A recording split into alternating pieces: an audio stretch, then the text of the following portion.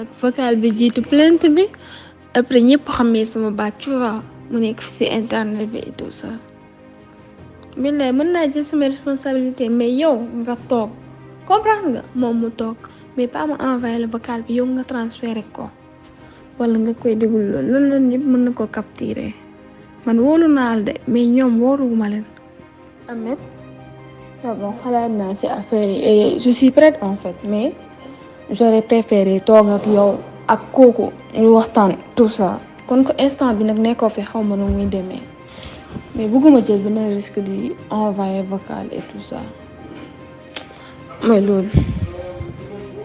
mais Ahmed xam man la laa gis mu gën a yomba di jënt numéro Ousmane Sonko wax ko ni cas bi yëpp dégg naa ko et tout ça explique ko nu mu demee naa ko temps laa soxla mais le reste man maa bëggul ay mi génn ci ay journal wala yeneen ak yeneen wóor na ma ne su amee sama photo dina génn comme photo gel bi nu mu génnee yooyu laa bëggul. léegi yow xoolal rek la ma la wax nii. waaw oui ma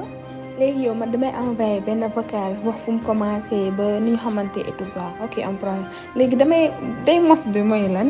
est-ce que explique ma mu leer day mos bi mooy lan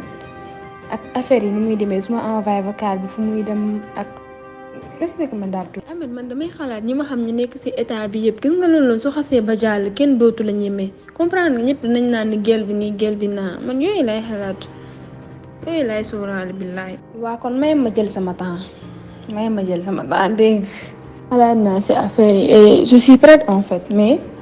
j'aurais préféré toog ak yow ak kooku ñu waxtaan tout ça kon ko instant bi nag nekkoo fi xaw ma nu muy demee mais bëgguma jël benn risque di envoyer vocal et tout ça mooy loolu.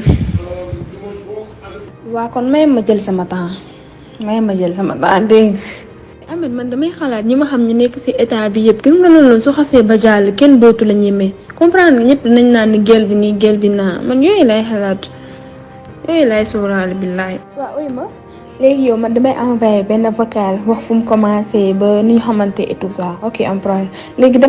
day mos bi mooy lan est-ce que explique ma mu leer day mos bi mooy lan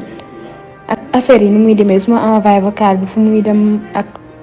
explique ma daal tuuti. laay bañ nag vocal bi jiitu plainte bi après ñëpp xamee sama baat tu vois mu nekk fi ci internet bi et tout ça. billaay mën naa jël sama responsabilité mais yow nga toog comprendre nga moom mu toog mais pas ma envoyé le vocal bi yow nga transféré ko